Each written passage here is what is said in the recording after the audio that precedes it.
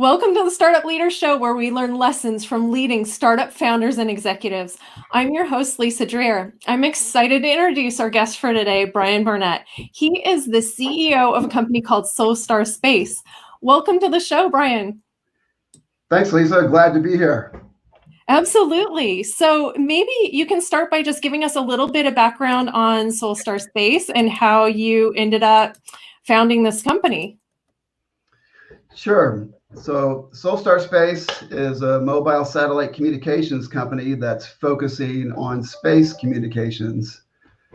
So what that means is that one of the easiest examples to understand what we do, one of the things that we do is we provide in-flight internet. So just like you're inside the spacecraft. So just like you're on an airplane, and when we used to fly, we used to get internet while we're flying. And so that's the same thing that our technology and our capabilities provide. So we can provide that for astronauts in spacecraft in suborbit as well as low Earth orbit. But it's also really more Internet of Things. So we also talk about the Internet of Things in space, because there's a lot more things in space than there are people in space right now. So basically, you put our space communicators, which we attach to the space asset before it's launched, to provide Wi-Fi or just an internet connection there for that particular area. So making it easy for people on the ground, like say space researchers, to interact with their experiment via their, as easy as their cell phone or their laptop. And so, as you know, as a satellite professional, this is what we already do on Earth using commercial satellites, right? Right. Absolutely. Well, that is really exciting. So when you think about what's happening in the satellite industry right now, in the space industry, I mean, there's just so much happening in terms of commercialization of space. What are some of the key trends that you're keeping an eye on?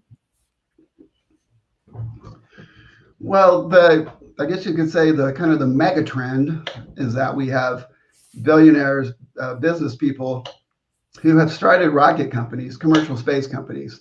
Yeah. And, that's not, and so it began really as early as say 2000 or 1999, when Jeff Bezos started Blue Origin in that time period, as well as Elon Musk started SpaceX in the 2000 time period as well. And so really it's taken really 20 years to get where we're at. And so I think the mega trend is that the billions of investment that are going in to space, besides Elon and Jeff, and then of course Richard Branson and so forth, but there's a lot of private capital that started to come in, in the last 10 years. And so that's all starting to take hold, which creates opportunities for companies like Soulstar to provide the communications part of that. Right.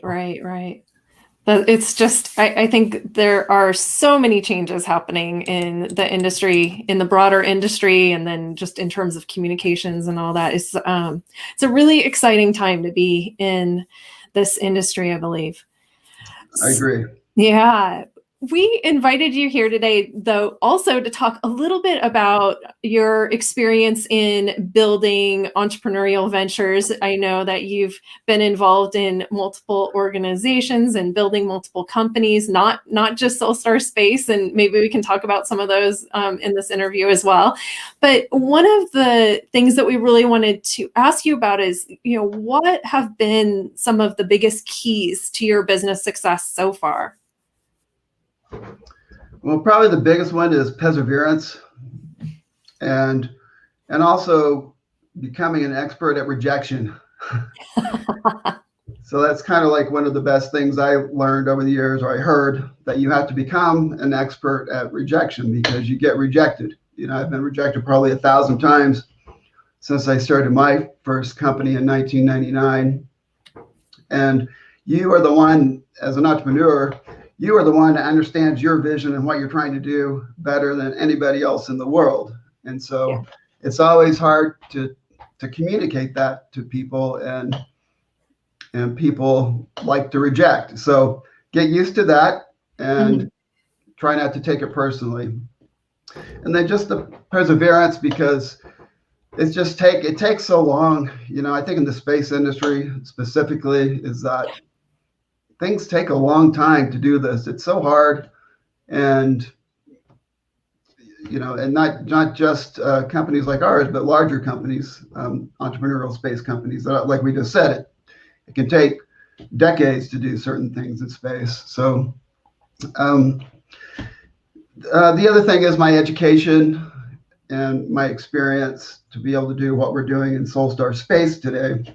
Really, it started in college, where you study science or engineering. It helps to study science and engineering, but also business. So I really like the combination of technical and business degrees to make all this happen. Yeah. That's good. That's great. When you think about your career, what have been some of the most important and valuable business lessons that you've learned over the years?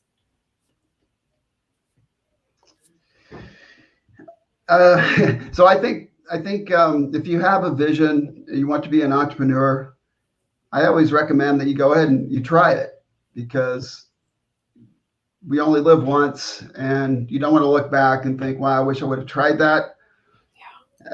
It's very hard. It's very hard to do this with any entrepreneurial venture.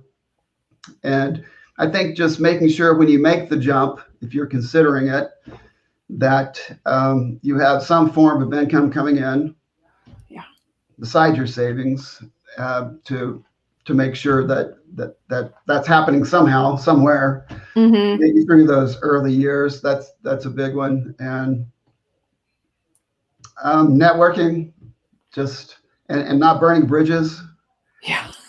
Because you're going to need people throughout your career. The people you meet early on, then I'm still interacting with my friends and so forth, my network from many years ago. So that's another big one. Yeah, absolutely. What have you found have been some of the most effective ways to go out and network? Well, I think in the satellite industry, as an example, we used to be able to go to these events that are international, and it's such a great place. I mean, the people in this industry are really cool people. I gotta say. So and it's international. So that has always been good for us in industry, in the space industry as well. And then just starting local, like wherever you are living, just get involved with the local organizations, the entrepreneurial organizations, the high-tech organizations, and become a leader. Just put yourself in there and volunteer for positions. Yeah, absolutely.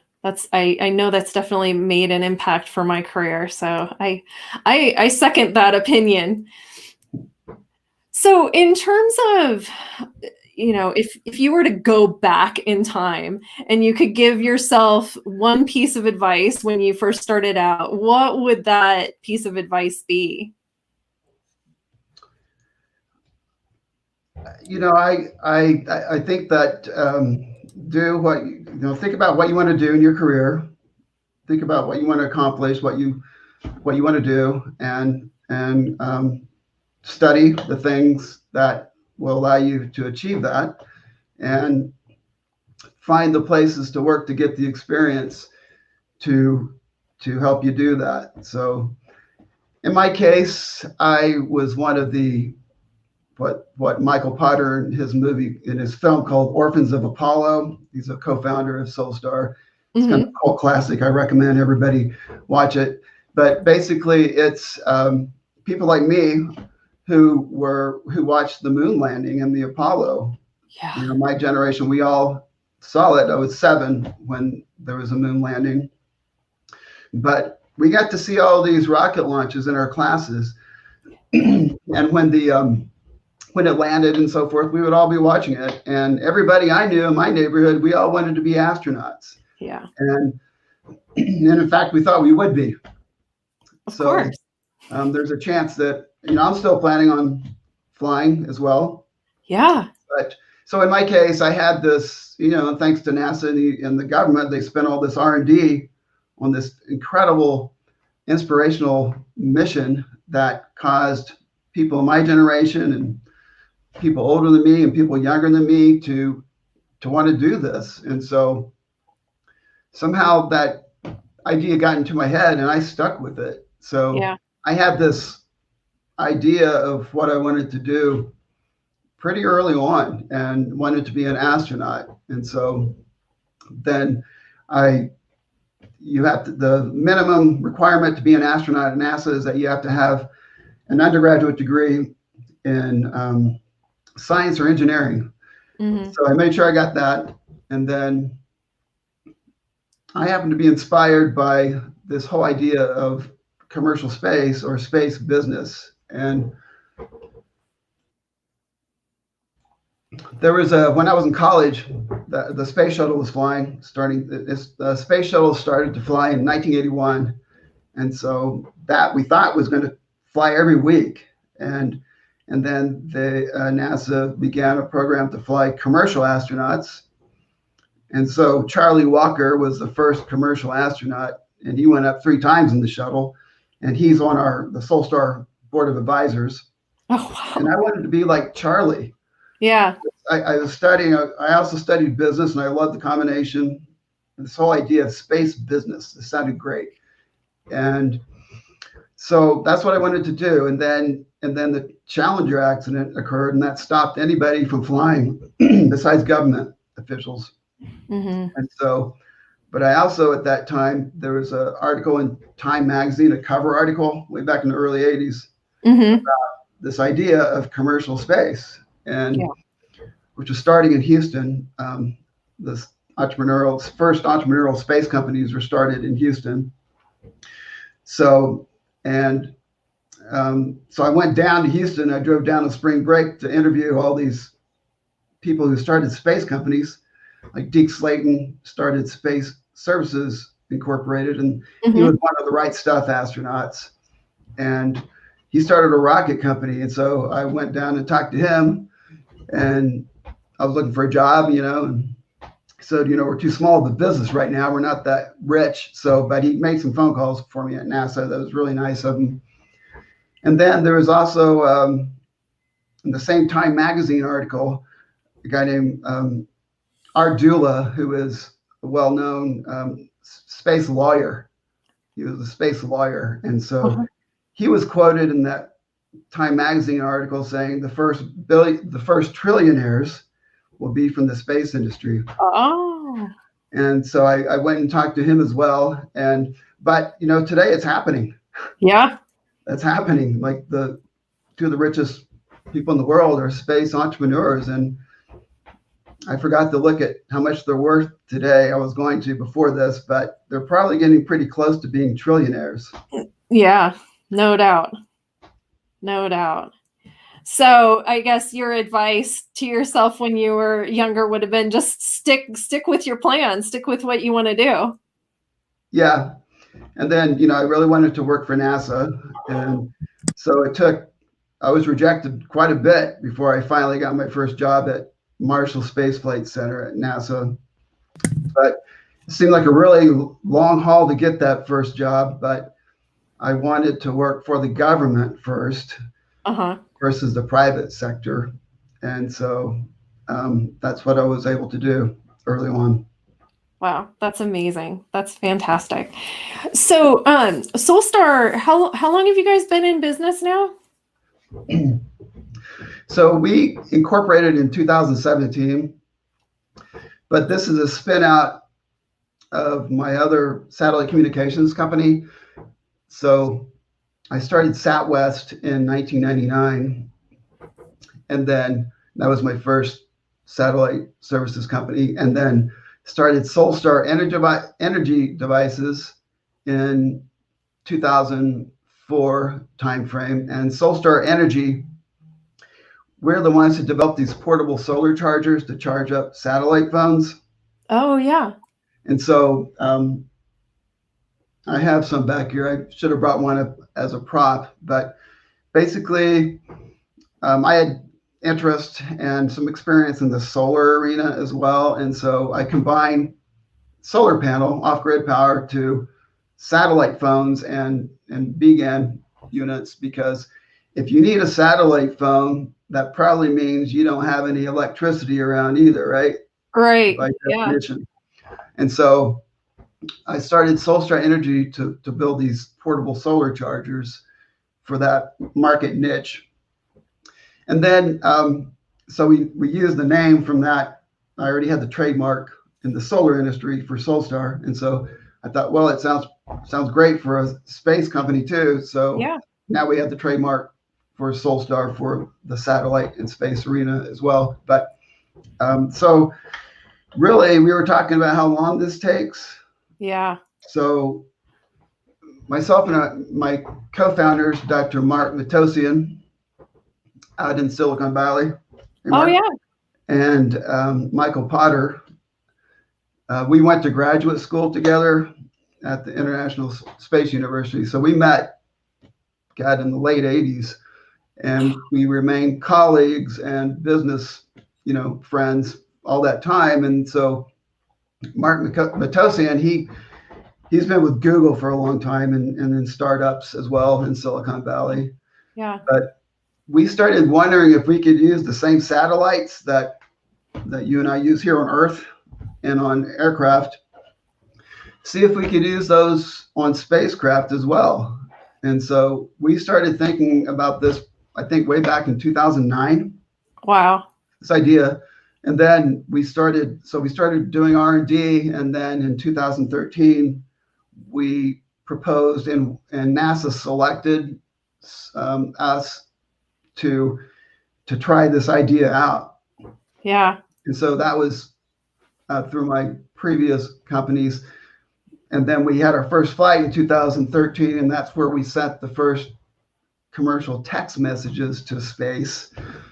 And so we didn't know if this whole idea would work yet. Yeah. So we really had to prove that first, because the rocket's moving, in one direction at, Mach 3 or Mach 4.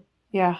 And then the satellites we're using are flying around at 17,000 miles an hour, anywhere from 500 miles up to 22,000 miles up, and they're flying around in different directions. And so we weren't for sure if this is going to work, but it worked. And so we were able to, it was a great STEM project, by the way, as well. Yeah. We like to include STEM with almost everything we do. Sure. So we had actually students at my kids' high school in Albuquerque, the Bosque School, sent text messages up to the rocket. We launched out of Spaceport America, which is about 200 miles south of where I'm sitting right now. Mm-hmm. That's the spaceport that Virgin Galactic is headquartered. Yeah. So that's where I was, and that's where the rocket took off. And so, and all that took a lot of coordination. It was really hard to do that sort of thing, but it worked. And then we had 2 more flights left under our agreement with NASA. They paid for our flights, and we had to pay for everything else. So we put a lot of investment into where we are today. Wow. And then, so we're going to be flying on Virgin Galactic's Spaceship 2 next after that. But they had this really tragic accident.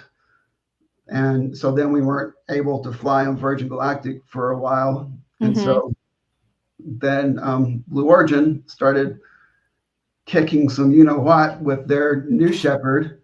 Shout out to all the Blue Origin people, Erica and all of you on the great Blue Origin team that helped us. But we flew twice in 2018 on New Shepard.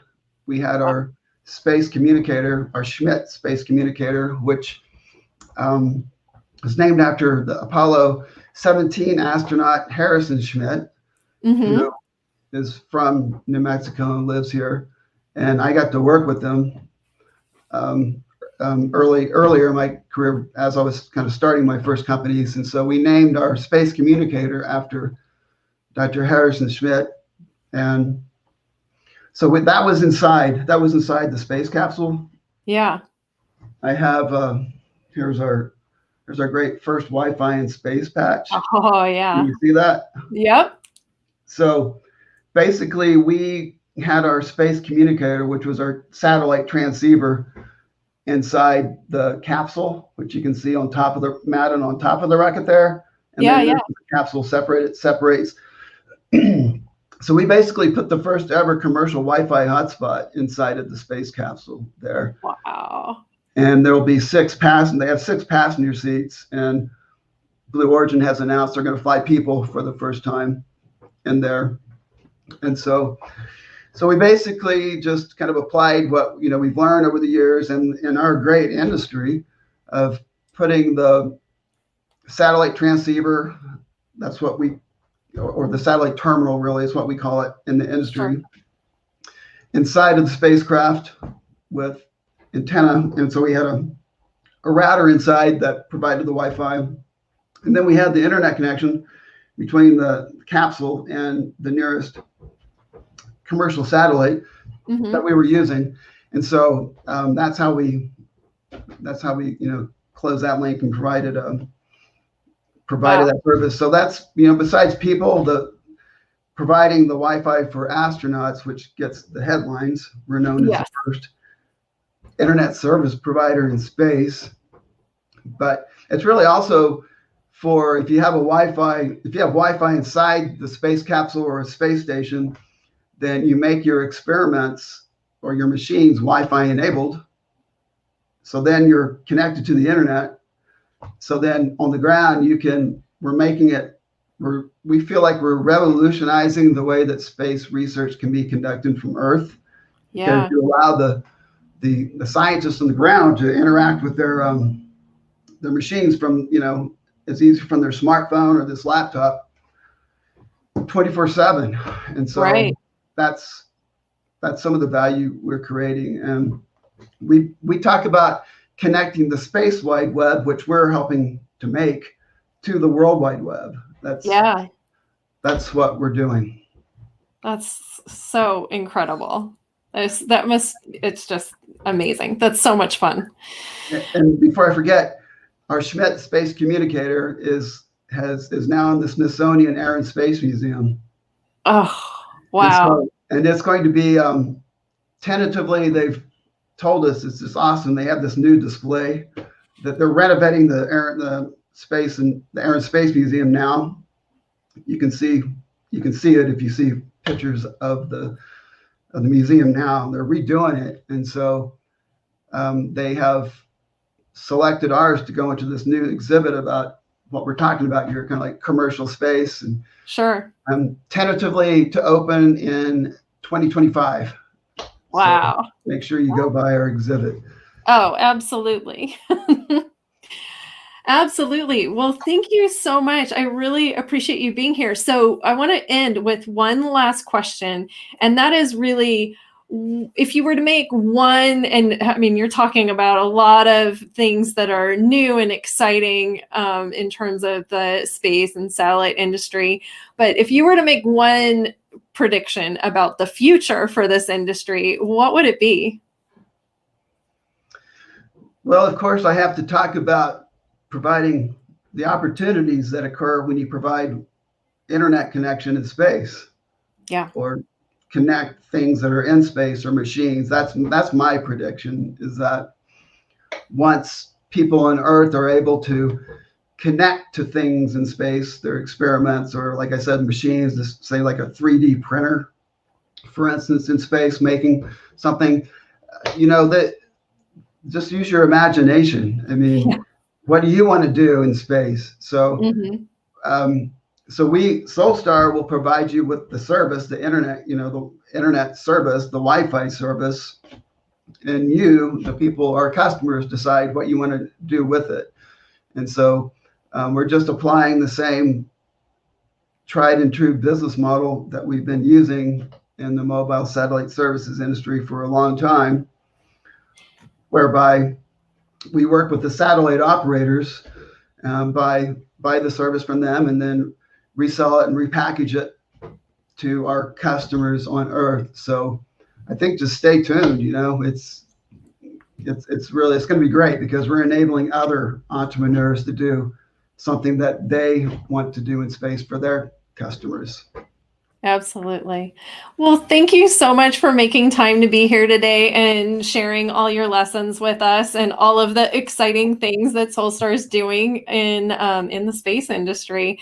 We'll definitely want to have you back again as some of these things roll out so we can talk about it again.